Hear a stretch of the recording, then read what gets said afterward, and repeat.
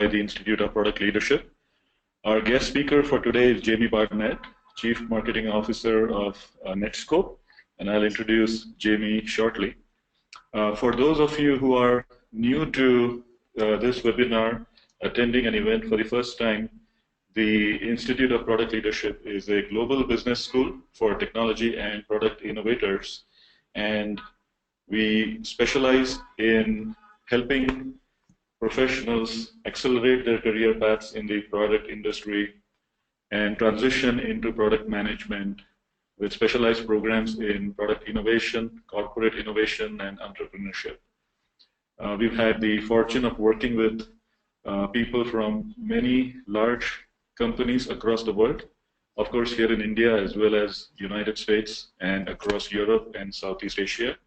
And our programs are offered on many university campuses here in India, all the way from workshops to an executive MBA in product leadership, which is an 18-month part-time program for fully employed working professionals.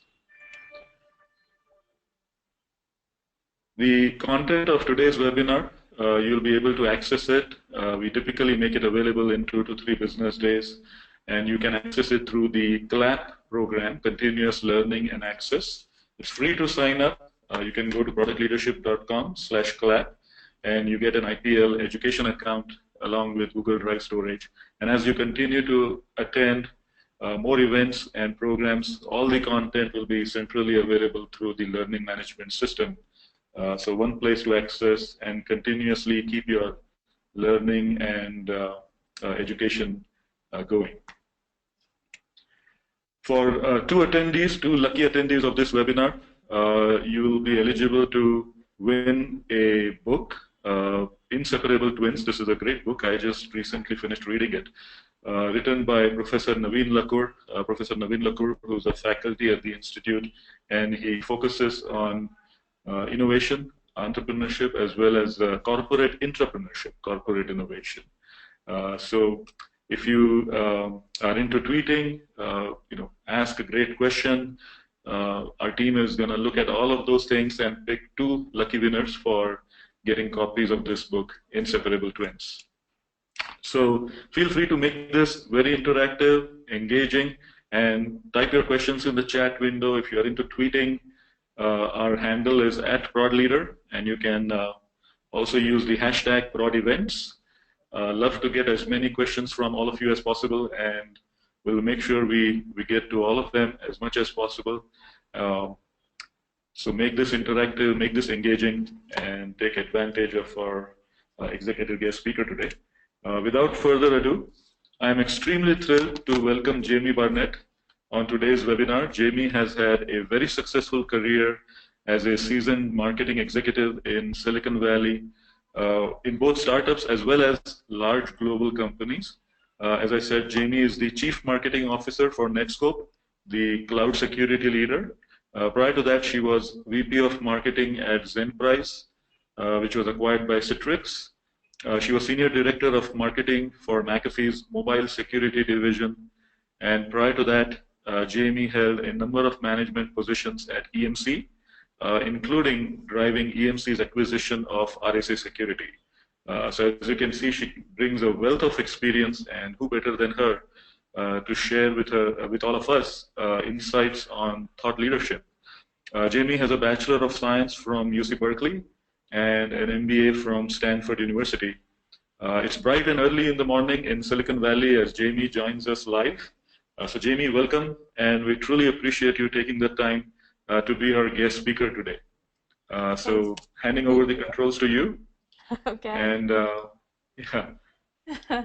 Thank you so much, Rahul. I really, I have to say, so kind, such kind words. I feel like I just don't even deserve those kind words. So let me just check. You're being too modest. Let me just check. Can you hear me and can you see my slides?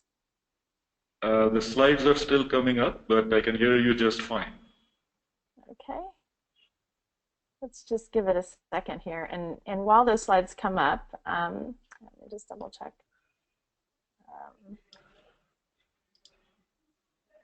Are you able to see them now? Not yet. Okay, I'm gonna stop showing my screen, and then I'm gonna show my screen and see if that helps.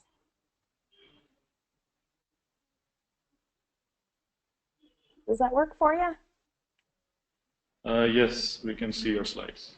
Excellent. And I would be grateful if you'd help me keep an eye on questions. And if you think those questions make sense, just write then and there. Just feel free to interrupt, and we can take those questions, or we can do them at the end. And I'll let you be the judge of whether it makes sense to answer now or at the end. And I will leave some time at the end. Certainly.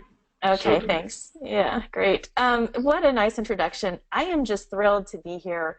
And it's also been a thrill actually to learn more about the Institute of Product Leadership. What a great mission, just helping develop just business talent and acumen across what is already an incredible group of product leaders across India and the United States. And it's particularly a pleasure to work with Rahul, whom I worked with before, by the way, at McAfee. We were colleagues, and he was a great mentor there. And with Padmaja, so I just wanted to say thank you to her as well for helping get me involved in this project. It's been a real pleasure. So as Rahul said, I'm Jamie Barnett, and I want to talk to you today about thought leadership. And why do we even care about thought leadership? Well, I believe that thought leadership is really tied to business leadership. And from your perspective, as people who are very facile with products and technology, it's a great way to marry the knowledge that you have in your head with the insights that your organization needs to impart to your customers and to your prospective customers. It's also a great way to drive your own reputation in your industry and your own personal brand, and we'll talk a little bit about what I mean by that as we go forward. But let's start first with a definition of thought leader. So a thought leader is a person whose views on a subject are taken to be authoritative and influential. So authoritative, that's, you're an authority. You know a lot about your subject. And influential, you're trying to convince an audience, in many cases your customer, your prospect, to take a course of action. And so those two things are very important when you think about the content that you're building, the presentations that you're giving, however you're imparting that knowledge to your audience. So I want to tell a story about my friend Krishna Narayanaswamy, who is my colleague at Netskope and our chief scientist, and he's also a founder of the company. And by the way, I joined Netskope very early. I'm employee 30-something, and so I've been working with Krishna for just a real long time. And I've learned that he is just a tremendous resource when it comes to cloud security. He just knows that space very well. He's also become an expert on threats and malware. When there's a real tie, we've noticed between security threats and the cloud, and so he's become an expert on those things. He's also a really good speaker in conferences and trade shows and things like that, and he's well respected in his industry. So I'm gonna use him as my example, and we'll talk a little bit about him, and then we'll come back to him sort of toward the end. But he's just a good example, I think, of a thought leader. When we started the company, Netskope, Krishna's company and his colleagues, his founding colleagues, and me and many of the early folks, we launched the company in late 2013, and we were very excited to do so. We touted this issue of cloud application proliferation in enterprises, and we talked about the fact that there was this catch-22, kind of a dilemma between organizations allowing their users to be agile in the cloud but also be secure. So this was a sort of a dilemma that we were talking about, and it was a great way to generate interest. But we had this real problem, kind of a thorn in our side, which is that there was a competitor already out in the marketplace that was, had very good marketing, and they had a 1-year head start. So we had this dilemma, and particularly Krishna, because he's, a thought leader and one of the founders, so he's going to be very out there. He had this dilemma, like how the heck do we break through what our competitors are saying and sound different in the market? So we'll come back to Krishna, and we'll come back to that sort of cliffhanger dilemma, not to create drama where there isn't, but so we'll come back to Krishna. But let's take a quick detour into the sales and marketing world. And some of you may be real facile with sales and marketing, and for others it may be maybe less so.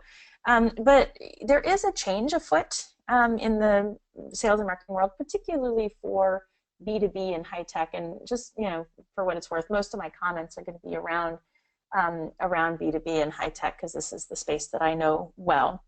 But the change is that the way that people are buying products is going through a massive change, and I think that change is brought on by the internet. So it used to be that technology buying organizations would go through this process. They identify a problem or a challenge, they outline a few ways that they could potentially solve that challenge, draw up a list of requirements, and then they reach out.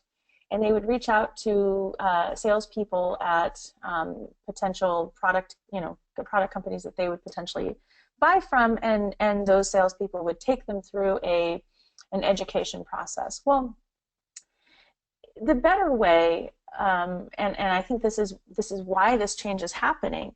The better way is, rather than engage a salesperson who's going to, kind of take your time and maybe lead you down a path that you don't want to be led down, you want to do your work up front, because you want to be sure that the vendors that you're going to reach out to are the vendors that you actually want to talk to. You don't want to engage a bunch of vendors and learn later that it's not, that what they're offering is not relevant. So the buyer's journey has really shifted. Rather than reach out to a salesperson early on, they're actually doing the bulk of their research ahead of time. So not just the requirements and kind of the things that I mentioned, but also the research to understand and develop their short list and really know what their testing criteria should be as they evaluate their very short list of technology products. So, it's about 2/3 of their journey happens online, and then about 1/3 where they actually have to get help from the organization, so they have to engage their salesperson.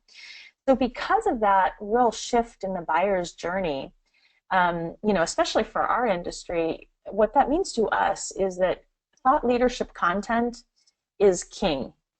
And because I'm a woman, I like to say content is queen. And I don't know if anybody's a Monty Python fan, but I am, so I always have to bring Monty Python into my commentary.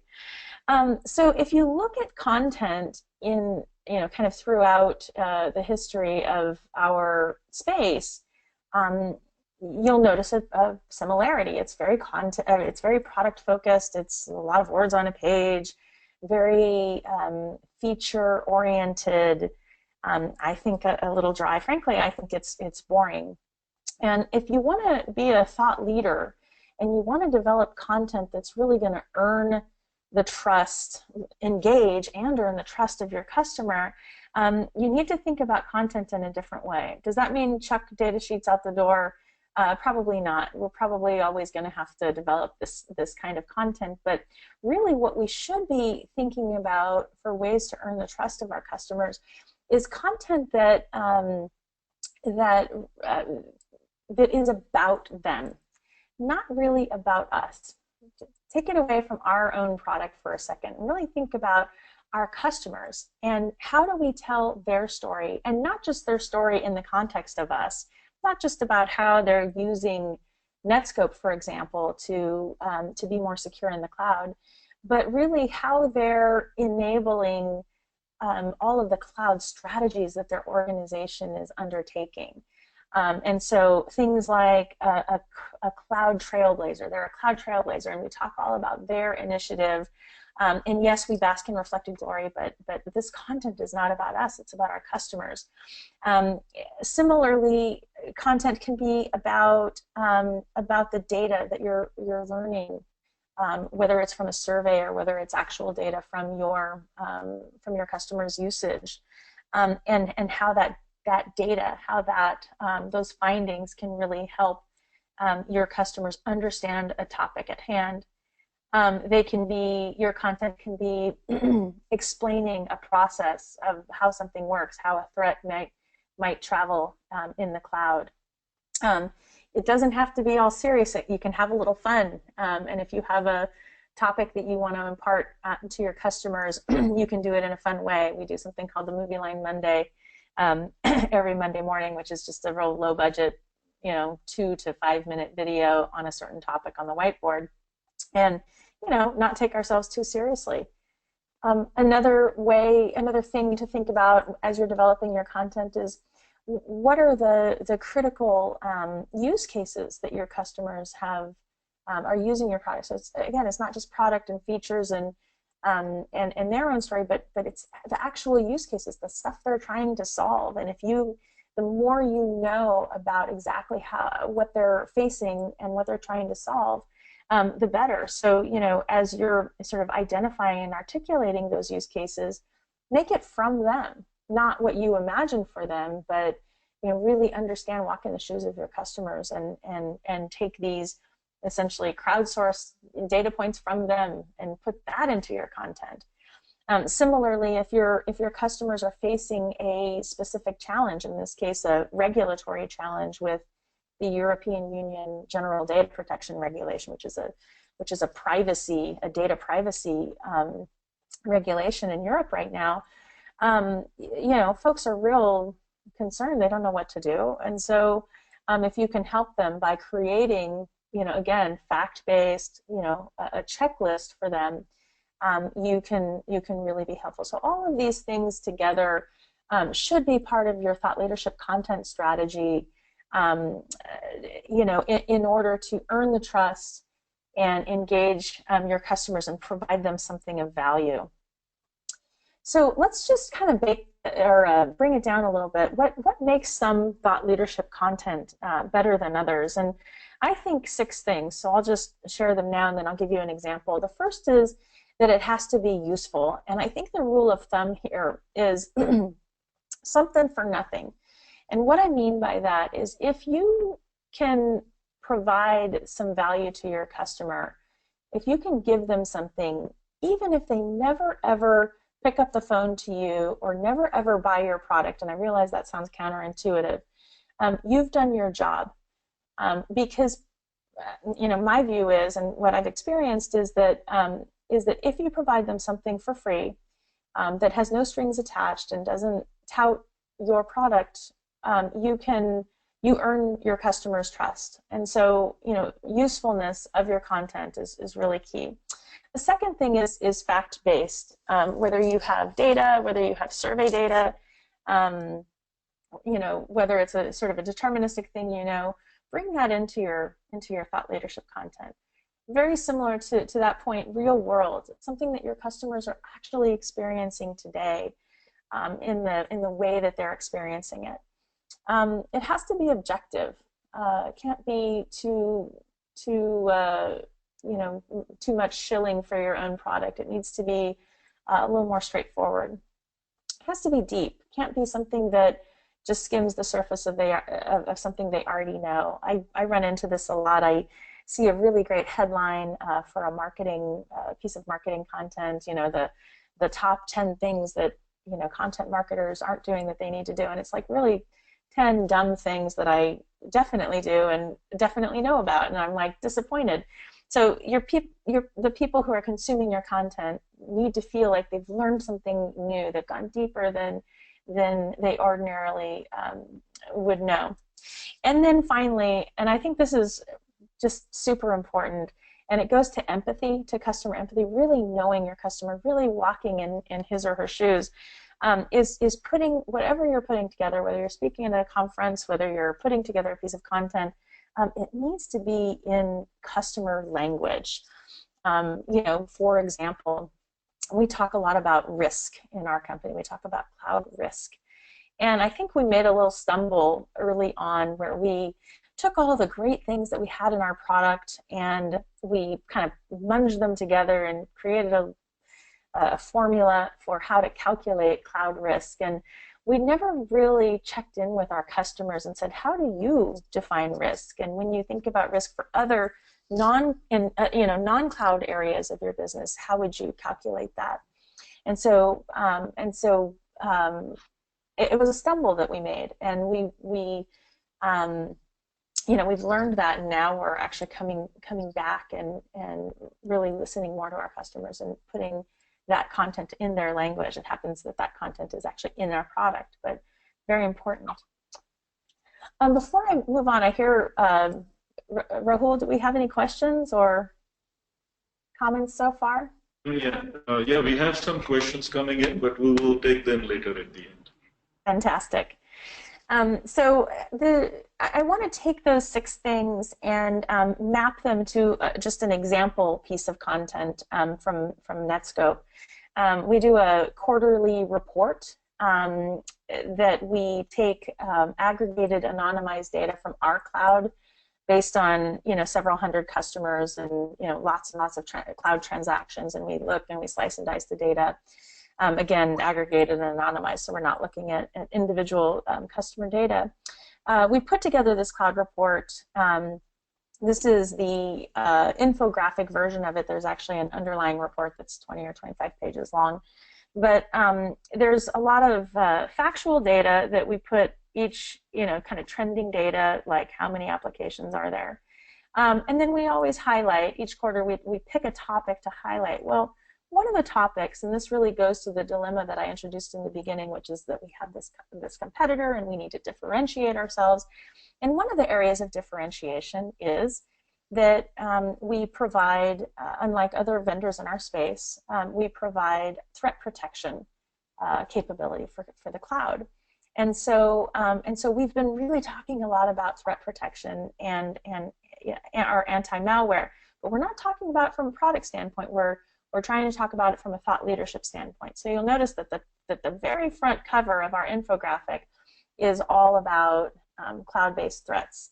So let me just kind of walk you through the 6 things in the context of this piece of content, just to give you an example. So the first thing that we said was it has to be useful. And again, that rule of thumb, do you have to buy our product to actually find this content useful? I think that at least one of these statistics is useful. Over half of malware-infected files are shared with others. Gee, our prospect or our customer can take action even without using Netskope's product on that piece of information. So yes, I would argue that is useful. Second thing, fact-based. This is based on actual data from their industry peers. It's real world. It goes to what's actually happening in the cloud and what are, can I wrap my head around it, because I see this is the way that cloud applications are used. People upload, they send, they download, and yes, I can imagine that these activities are associated with data violations. Yeah, that actually makes sense. It's objective. One of the things that we do is we rate and rank cloud applications based on whether we like them? No.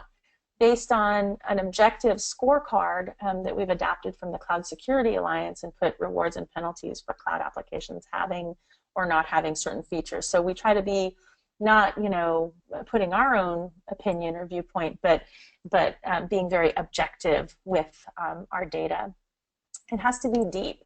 So not just the fact that there's malware in the cloud, of course people know that, but what kind of malware and what's the severity and what does that malware do, and does it carry ransomware? A topic that's very, very relevant today. So those are the kinds of things that I mean by deep. Help give people a little more than what they ordinarily would know. And then again, it has to be in the customer language. We know that many of our customers care about data violations, for example, and they and these are words that they use: personally identifiable information, PII, PHI. These are concepts that they're familiar with and things that they're actually looking for. And so if we can really make it real world for them based on what they're facing day to day, we can appeal to them more.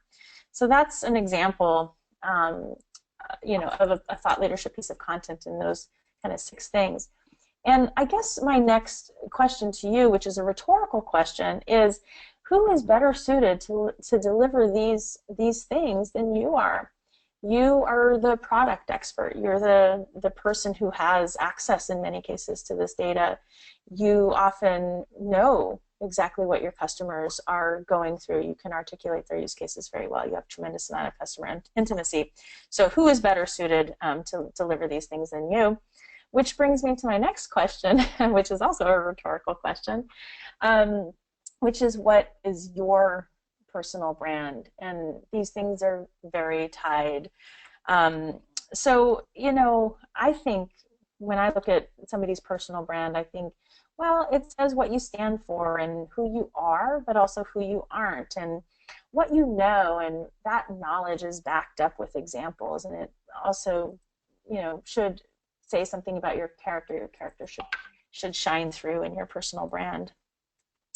So I want to give an example from a colleague of mine, and the reason I'm pulling him out as an example is because I think he does a good job with his summary on LinkedIn, his personal statement, and not that your personal statement on LinkedIn is equivalent to your personal brand, but it is a good indicator of kind of where you're going and who you are. And so I wanted to call a few things out about my colleague, Bob Gilbert. He, by the way, is our Vice President of Product Marketing, and he is our Chief Evangelist, and he, before that, was Chief Evangelist at Riverbed Technology, employee number 7, so really well known in the industry. Well, what are some things about him, and who is he and who isn't he? And, I look at him, and I look at the first statement, and he's a hands-on guy. And he's got a proven track record. So he does a lot of demos and things like that. So is he the pretty pictures guy? No, he's the guy who's really product knowledgeable. And he backs that up with his list of specialties, things like WAN optimization and application delivery, network performance. These are things that are not only very specific about what he's good at, but frankly unexpected from a marketing type. So in my view, it sort of makes him even more sort of unique and differentiated. And then the last thing I'll point you to is that he says that he loves to build world-class teams that are wicked smart, and that he values those teams and wants them to work hard and play hard. Well, what I love about that is that it shows a tremendous amount of confidence in his own value and in the world, that he can take some of that goodness and share it with a team. He's not afraid to have a team that is fantastic and going to show him up because he has that confidence. So it goes to his character, in addition to all of the wonderful things that he brings to the table from a skills standpoint.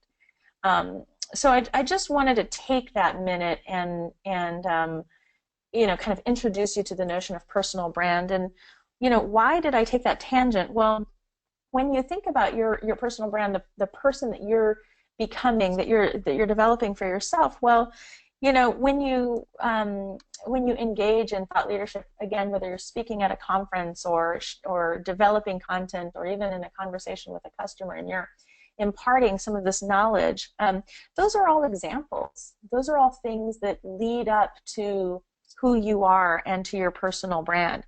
In fact, what you talk about becomes part of your brand. And so the better the topic, the more well-researched, the more insightful, the more enhanced your reputation is going to be, and the better your personal brand will be. And so I just really wanted to make that clear. So now that we've gone through, outlined a little bit of the issue, talked a little bit about what makes thought leadership content more effective, and kind of linked that to your own personal brand and your personal reputation. Now let's actually deliver the payload that we promised at the beginning, which was those 5 must-haves for thought leadership. So let's take them one by one. The first one is have a point of view, and what we mean by that is take a stand. So kind of going back to the example, that cloud report I showed you, we have a lot of data in that cloud report. One piece of data is that there's 977 cloud apps per enterprise. well, that's an interesting piece of data, but it's not a point of view. The point of view is that malware can be very scary in the cloud because it's unchecked. That's the point of view. So really think about what you know, and develop that point of view around what you know. It's a perspective, and the more differentiated, in my view, the better. The second thing is share facts and data. And so we have a lot of data, for example, from our cloud. Two examples here, and I'll point them to you. I'll point them out to you. The first one is, if you look at the top left, you'll see this, all of these, kind of a little infographic representing cloud applications and the interconnectedness of applications. We were trying to make the point to our prospects that for every application, you don't just need to secure that application, but you need to really think about all of the applications that are connecting to and sharing data with your main application. So it's a broader, more comprehensive issue when you think about protecting your data and governing usage. And so we actually went into our cloud data and we found, what is the actual interconnectedness? And we didn't just draw the pretty picture, but we also said, we calculated that for every anchor tenant cloud app, and that means kind of the big one like Box or Salesforce, there are at least 25 applications that are integrated with that anchor tenant application. So kind of a unique way of showing that concept through facts and data. A second example, in a different cloud report, we were trying to tout the idea that people access the cloud through their mobile devices a lot.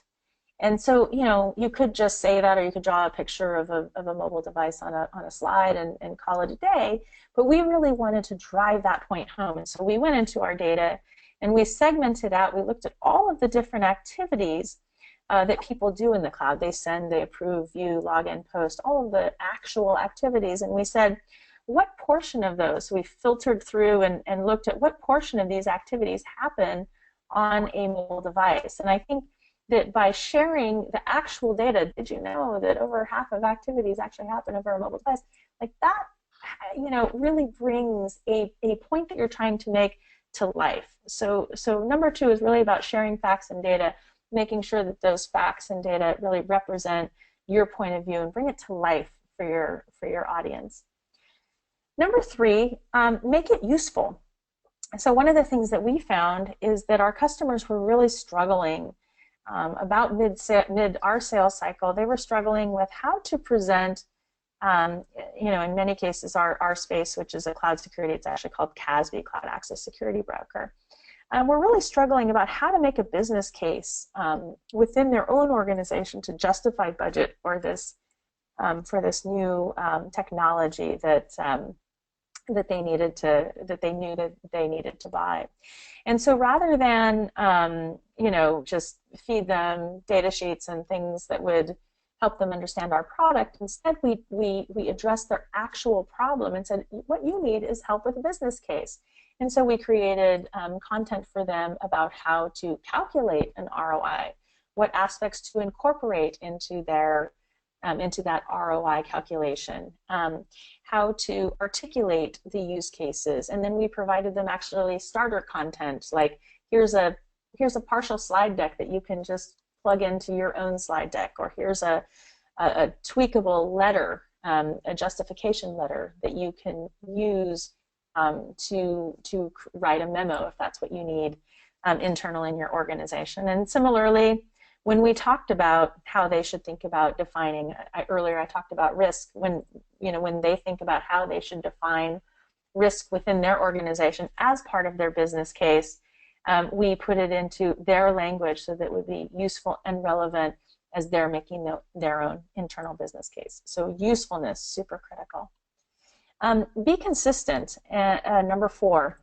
And what this means is, don't just say it once, but really, if you have your point of view and you have your facts and data, get that out there, get it out in multiple ways, repeat it again and again. I think we learned, for better or for worse, in the United States in our recent election cycle, that if you repeat the same thing, no matter how untrue it is, people will grab it and ultimately start believing it. So, imagine if what you're saying is true, actually. So, an example of that is when we first launched the company, we wanted to use language that would sound unique and catch people's attention, because we were a startup among many startups. And so we used this concept of a catch-22 between cloud agility and cloud security. And so we used it in our press release. We used it in every press interview we did. When we were when we were on social media, we talked about it, and we used actually those words, catch-22. And what happened is we said it so many times that eventually others started to say it for us, and it caught on. And so here's an example of an article even in a foreign country, in a foreign language, that used that concept of the catch-22. So by being consistent and repeating ourselves, we were able to get that point out such that we didn't even have to say it anymore. It just was said for us. And then the fifth thing is really back it up. And what we mean by that is, it's one thing to have a point of view and to show your facts and data and to repeat it and sort of consistently say your message across multiple in multiple forums. But if you can back up what you're saying with examples, and here, the examples here are really point to the customers that are using, that are achieving these particular use cases that we're talking about. So it provides social proof of what we're saying by showing our audience and our in this particular case, our prospective customers, that their industry peers were doing it in this way. We're using these we're using, in this particular case, Netskope for a particular use case. So it's one thing, to have that perspective and to share what they should do, but it's another thing to say others are doing it too, and here's proof.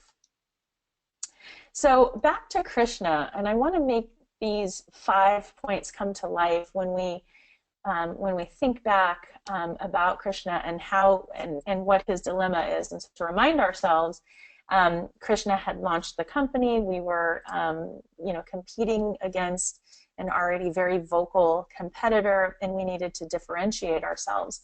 And as we thought about ways to differentiate ourselves, one of the product capabilities that came to mind is this threat protection capability. We've kind of brought in a few examples through the presentation. So as we think about Krishna, we know that he's an expert in this area. Let's think about how he used this topic to create great thought leadership and ultimately in order to differentiate Netskope in the market. So going back to those 5 must-haves, he first started with a point of view. And his point of view is malware is not only present in cloud, but it fans out in the cloud through sync and share. So that was his point of view, and it was, again, not just data, malware's in the cloud, but a point of view. It fans out. It travels in the cloud uniquely. The second thing is back it up with facts and data. So we have many data points for our threat protection, but in one particular data point is, did you know that almost half of cloud malware is a carrier of ransomware? And so that's very relevant to our customer base and very interesting. And so that's one way for him to achieve credibility, by sharing that fact and other statistics. The third thing that he did is he made it useful. So when he went and spoke about cloud malware, it wasn't just to show, hey, this fan out happens and good luck with that. Instead, he said, here are the 6 things you can do to prevent that fan out in your organization. So, made it really useful. He also remained consistent. He talked about the fan out effect for many months, and it became a real popular presentation at security conferences. He was asked, I think we entered him into a couple of conferences, and then before too long, conferences were actually reaching out to him and asking him to give this presentation because it was so relevant and interesting and asked for. So by consistently saying that message, people started to say it for him, and that's what you want. And then number 5, back it up. In this particular case, we weren't able to showcase what customers were using this. Many customers don't want to talk about the threats and malware they find in their organization. So instead of offering social proof of customers, instead we had our labs organization find and write about and research the actual examples, not just the theoretical, gee, this happens, but actually find malware that was fanning out in the cloud and identifying it. In some cases, we found new malware that we named, and in other cases, we analyzed existing malware that we knew about that was more traditional, but that was now taking and being propagated in the cloud. So it was a sort of a new take on an existing thing. So he really incorporated these 5 things: the point of view, the facts, the usefulness of his content. He was really consistent, and he backed up his messages with really real-world examples. And he used those things to tout Netskope as a leader in threat protection, and he also used it to further his own personal reputation as a credible industry leader. And so I'll just give you a few examples, of him being named a finalist for the best thought leader at Black Hat, and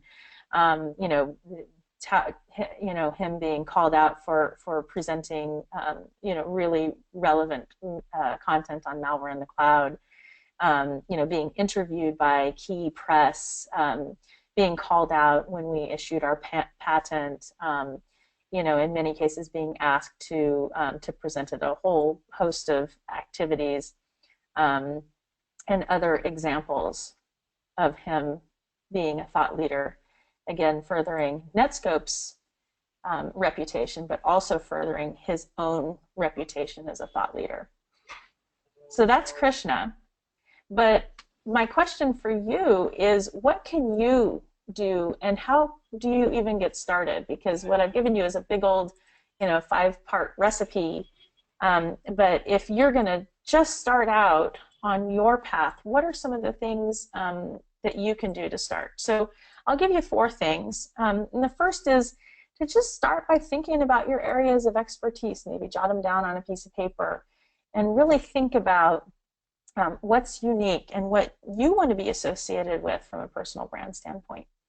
The second thing is map to an opportunity, and what that means is, in Krishna's case, Netskope was kind of fighting to be heard in a very noisy space, and so our opportunity that we found was threat protection and malware in the cloud. Similarly, does your organization have an opportunity where that maps really nicely to your area of expertise? Number 3 is make the ask, and what that means is, your organization may not know that you have this expertise, or they may not have thought to come and ask you to present at a conference or to author a white paper. But if you have this and you have this interest, make the ask of them. I can tell you that marketing people who are often in charge of the content that organizations produce love it when there are thought leaders within their organization who can impart a certain point of view. So definitely make sure to make yourself known and make the ask of the folks that are running that. And number 4, get started. Start researching your topic and developing your point of view. Again, you're not just sharing the facts and data that you know, but you're sharing that within a particular perspective. And so that's a real that's a real way to differentiate yourself and get your point of view across.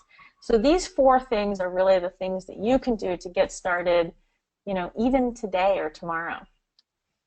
And with that, I am going to thank you for your time and see if there are any questions.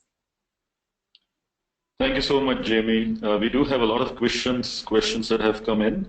But just to finish up on that point that you made about finding our own area of expertise and sharing that and grooming ourselves to become a thought leader, it obviously there is a lot of expertise in the organization with a lot of people, and if we don't take the opportunity to leverage ourselves and showcase that, then it's a lost opportunity for the company to be able to leverage their expertise to make an impact in the market.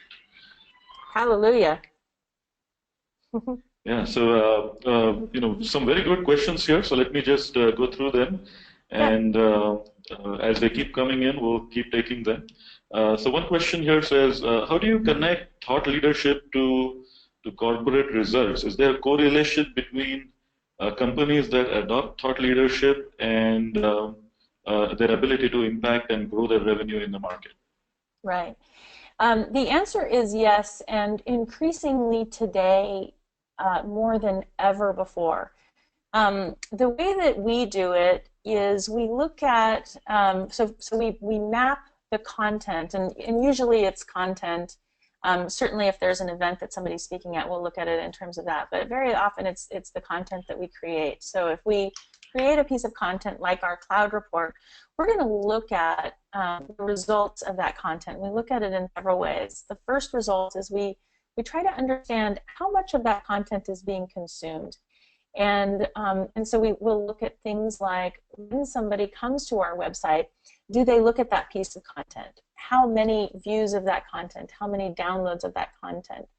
And we can track that all the way through to an opportunity. So we're big on understanding lead source, and this is a term, and opportunity source.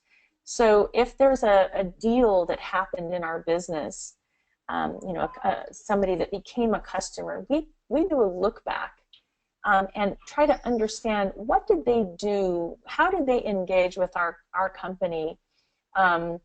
So was their first or subsequent interaction, did they come to our website, did they download the cloud report, and did that, and then did they ultimately become a customer? Not to say that the cloud report is the thing that made them become a customer, but if it's the first thing they saw and then they became a customer, it's very interesting. If they saw it in the middle of their funnel, it's very interesting. And so we look at not just consumption, like is this a popular piece of content, but we also look at did it actually lead to results. And when we come back at the end of the year, when we're planning for the next year, we look back at the content that had the most impact on both popularity but also on pipeline and achieved results. And we use that to make a decision. Gee, we're going to do the cloud report again because it was very successful, versus maybe this other white paper that we thought was going to be successful wasn't. Not too many people looked at it, and so we're not going to spend the time or take the effort to invest in that particular piece of content. Does that answer the question? Yeah, and I think it does, because it's ultimately tying, what you said is tying the content to some tangible outcome in the market through the sales process, and how that content is actually helping move the customer along in that buying journey. Right. Yeah. So another question here is thought leadership mainly about repackaging the message? And you showed some examples of Netskope with infographics and videos. So is it mainly about repackaging the message so that it is more eye-catching or grabbing attention? Or are we really talking about fundamentally creating new messages, new points of view? What is it really? Yeah, that's a great question. So I would say it's much more the latter than the former. I don't think it's repackaging current content to make it pretty. Because if you make it pretty and engaging, that's great, but it doesn't have the other things that we talked about, the usefulness, the facts, the point of view. So it's not going to be as useful. I don't want to misrepresent, though, because one of the parts of that question was repackaging a message. I do think that thought leadership can be a way to reinforce your message.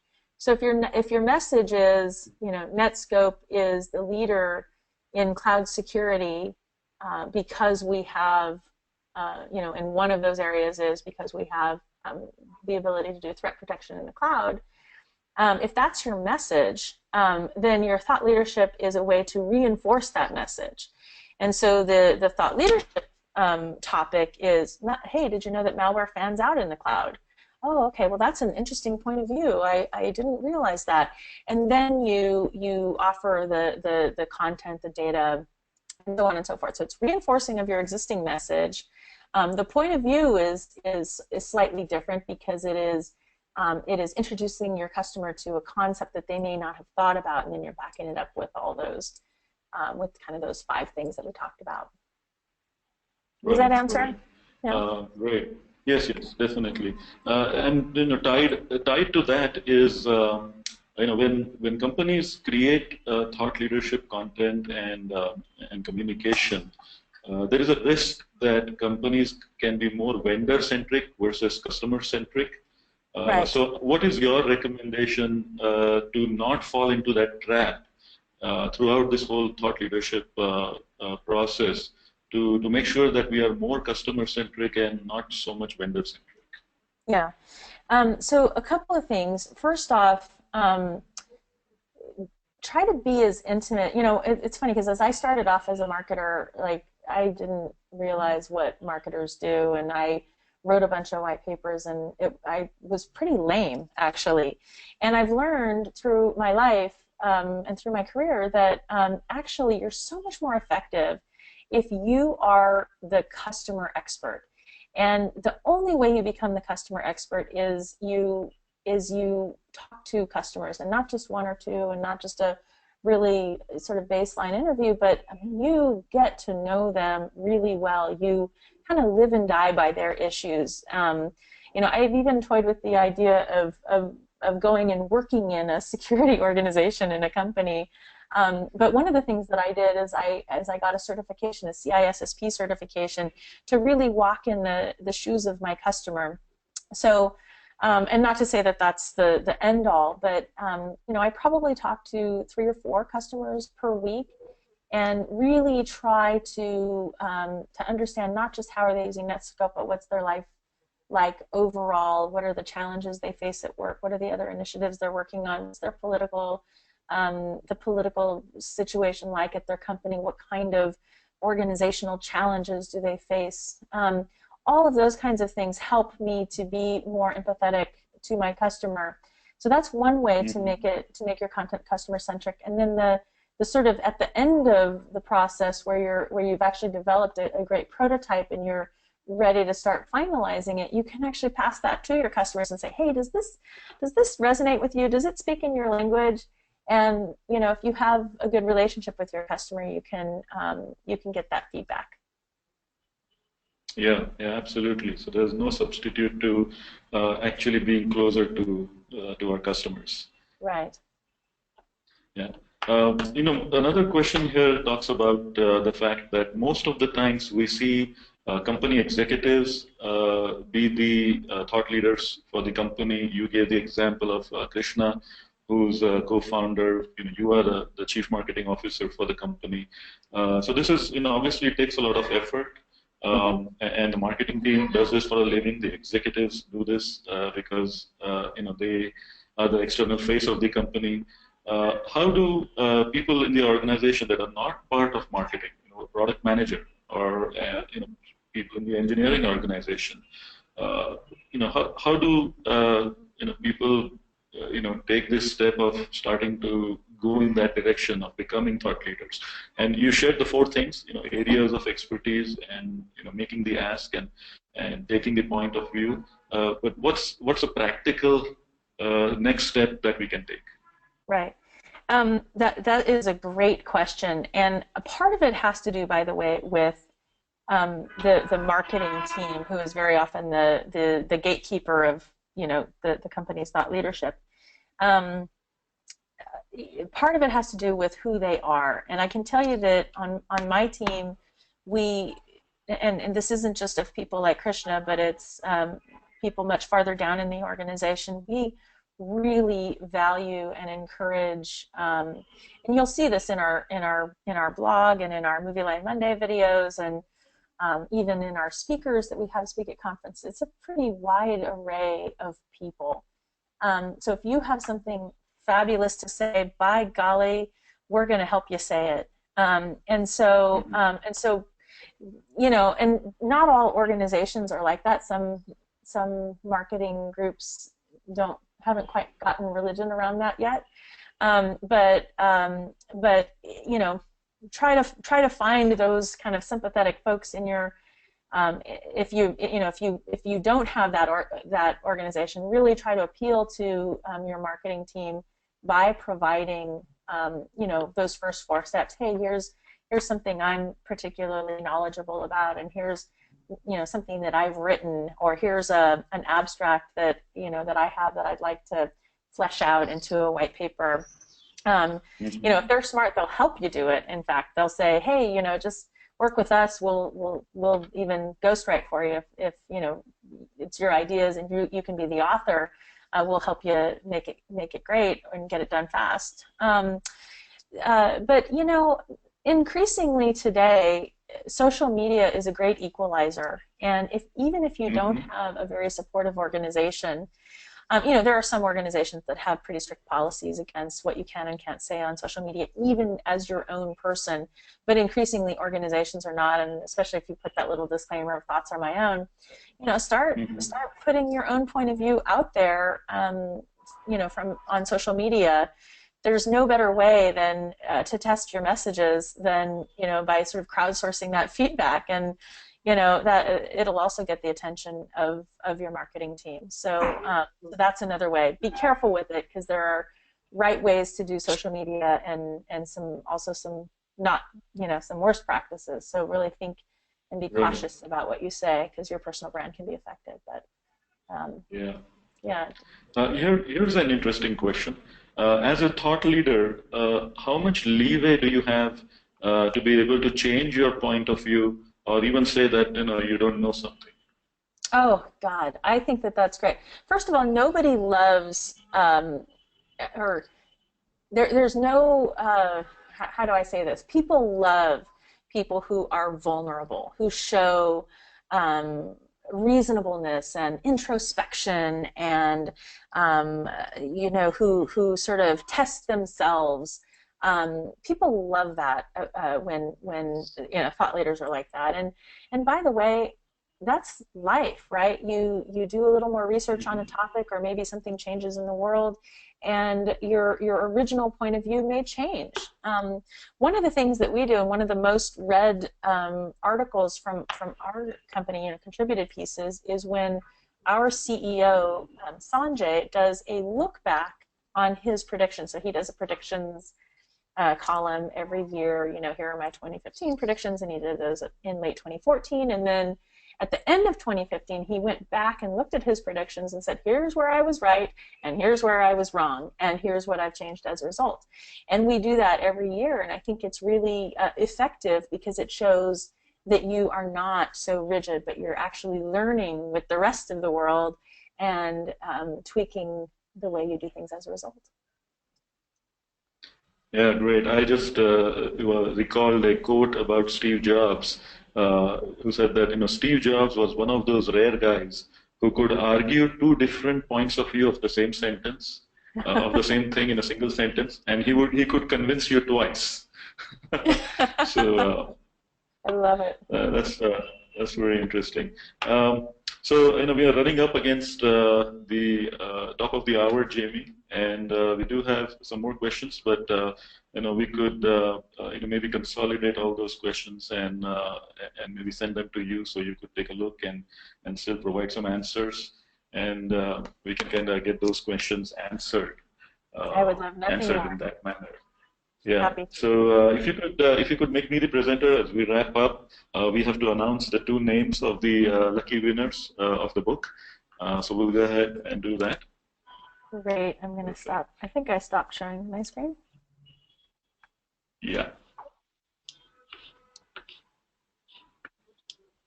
Super. So thanks everyone for joining, and hope you enjoyed the very informative talk by Jamie, and also the insightful responses to all the questions. Feel free to join our LinkedIn group, Product Leaders Consortium. interact with other product leaders, engage, share, and learn, and a great way to connect and network within the community. The two lucky winners of our webinar here today each get a copy of the book Inseparable Twins, Srinivas Ramamurthy and Naga Ratakonda. Thanks a lot for all the engagement questions that you both asked, as did many others, but you are the two lucky winners, randomly chosen. Keep a track of all the other events that are coming up. We have a day in the life of product manager in Hyderabad, another webinar with Eric Winsborough on the topic of go-to-market, day in the life of a product manager in New Delhi in January, and a webinar on user experience and design. So look forward to having you on those events.